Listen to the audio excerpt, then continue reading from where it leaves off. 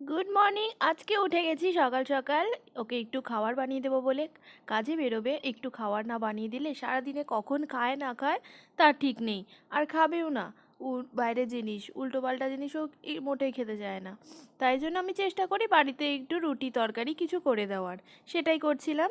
রুটিটা আটা মাখা হয়ে গেছে, এবার আমি সেঁকে নেব। আর আমি রুটি করতে প্রথমে পারতাম না। এখন আস্তে আস্তে করে যত দিন যাচ্ছে তত রুটি বানানোর ইমপ্রুভ হচ্ছে। সেটা দেখে আমার নিজেরও খুব ভালো লাগে যে আমি রুটি করতে পারি। এই যে বেলে নিচ্ছি, বেলতেও আগে পারতাম না ঠিক করে, মোটা হয়ে যেত, কখনো পাতলা হয়ে যেত। আর রুটি সেঁকতে গেলে তো আমি এভাবেই শিখি। আর দেখো কি সুন্দর ফুলেছে। আর ফুললে আমার খুব মজা হয় যে রুটিটা কি সুন্দর ফুলেছে, তার মানে আমি এখন রুটি করতে পারি। তা ওকে খাবারটা দিয়ে দিয়েছি, ও খেয়ে বেরিয়ে গেল। এরপরে আমি একটু মুড়ি আর তরকারি দিয়ে খেয়ে নিচ্ছি।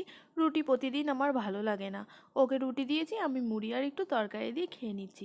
তাড়াতাড়ি করে খেয়ে নিলাম যাতে তাড়াতাড়ি কাজগুলো করে রান্নার দিকে যেতে পারি। আর এই কাঁথাটা দেখছো, এটা আমার মা দিয়েছে। মায়ের জিনিস ব্যবহার করতে খুবই ভালো লাগে। আমি তো কাঁথা বানাতে পারি না, তাই জন্য কাঁথা টাথা আমি বানাই না, মাই বানিয়ে দিয়েছে।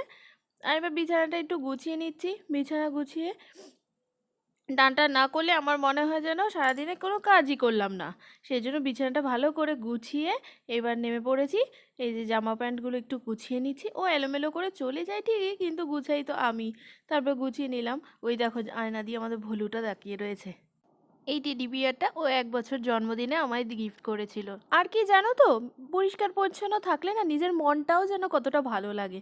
সেই জন্য আমিও পরিষ্কার পরিচ্ছন্ন করে চলার চেষ্টা করি। বিছানা গুছিয়ে নিয়েছি, দেখো কি সুন্দর লাগছে না। কথা বলি, কত মানুষ আছে কত রকমের কথা বলবে, কিন্তু কোনো কথা গায়ে নিও না, সামনের দিকে এগিয়ে যাও। তারা তো তাদের মতন বকেই যাবে, কিন্তু তোমার উত্তর দিও না। রাস্তার কুকুর তো ঘেউ ঘেউ করবেই মানুষ দেখলে। তাদের কথায় যদি তুমি উত্তর দাও তাহলে তুমিও তো সেই রকমই হয়ে গেলে। আর সবসময় চেষ্টা করবে কোনো কিছু করার। মেয়েরা নিজের পায়ে না দাঁড়ালে যে কত সমস্যা, সেটা তো আর বলে বোঝানো যায় না। আমাদের দেখোই না, কত সুযোগ ছিল, সেই সব সুযোগ আর হাতছাড়া করে ফেলেছি। তাই আজকে ঝাড় দিয়েই কাজ চালিয়ে দিতে হচ্ছে। সংসারে কাজকর্ম, তারপর ভাত রান্না করো, তারপর রান্না বান্না করো, কতই কাজ। এক্সট্রা আর কোনো কাজ করার সময়ই নেই।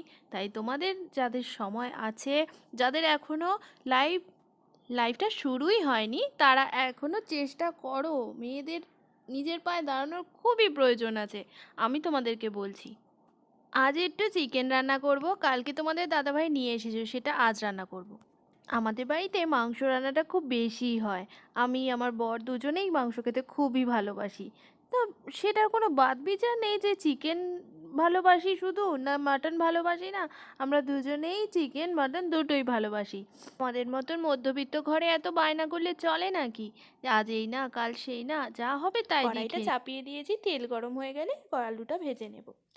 মাংসের মধ্যে আমার একটু আলুটা লাল লাল করে ভেজে দিলেই খুব ভালো লাগে।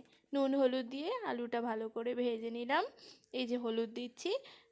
রান্নার ধরন আবার এক একজনের এক এক রকম। এবার কড়াইতে আর একটু তেল দিয়ে এবার মাংসটা পুরোপুরি বসিয়ে দেব। আমার মশলা করে রাখা আগেই ছিল, আমি আগে থেকে সব রেডি করে তারপর রান্না করতে বসি। নয়তো বারবার ঝামেলা না, রান্না করতে বসে বারবার উঠে উঠে যাও। বুঝতেই তো পারছো, একা একা রান্না করি, সব কিছু গুছিয়ে না বসলে হয় না। দেখো মাংস আমার কষানো হয়ে গেছে। এবার রান্নাঘরটা ভালো করে পরিষ্কার করে নিই। রান্নার পরে আমি ভালো করে রান্নাঘর পরিষ্কার করে নিই। নয়তো আমার মনে হয় না ভালো ভালো করে পরিষ্কার করা হয়েছে। ভালো লাগে না আমার। এরপরে যখন বিকেলবেলা আমি একটু চা করব, তখন যদি ময়লা থাকে আমার সেই রান্নাটা খেতেই ভালো লাগে না। দেখো পরিষ্কার করে নিয়েছি, এবার দরজাটা বন্ধ করে দিই। এবার আমি স্নানে যাব। জামা কাপড়টা নিয়ে যাই। স্নান করে তো চলে এসেছি, খিদে পেয়ে গেছিলো, আর তোমাদের দাদাভাইও চলে এসেছিলো। আর ওর সাথে গল্প করতে করতে আমি মাংস দিয়ে ভাত খেয়ে নিচ্ছিলাম। খুব ভালো লাগছিল। তারপর খাওয়া দাওয়া হয়ে গেছে, একটু না শুলেও ভালো লাগবে না। তাই আমি ভাবলাম, না বিছানার মধ্যে একটু বালিশ নিয়ে একটু শুয়ে পড়ি। শরীরটাও ভালো লাগে না গো, যখন কাজবাজ করে এসে খাওয়া দাওয়া করে একটু বসে থাকি না, তখন মনে হয় শরীরটা শুধু একটু শুয়ে নিই।